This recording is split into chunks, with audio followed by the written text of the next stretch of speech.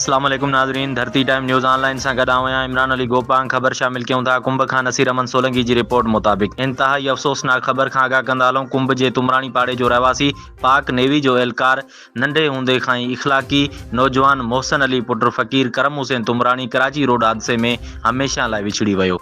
नौजवान मोहसिन अली तुमराणी ताज़ो 3 महीना पाक नेवी में भर्ती थियो हुयो, जेको कराची में हाज़ुर सर्विस हुयो। संदसि फोतगीअ जी ख़बर पवण बाद संदसि घर भातियुनि में मातम बर्पा थी वियो आहे। फोती नौजवान मोहसिन अली कुंभ जे सहाफ़ी ख़ुदा बख़्श तुमराणी जो भाइटियो हुयो।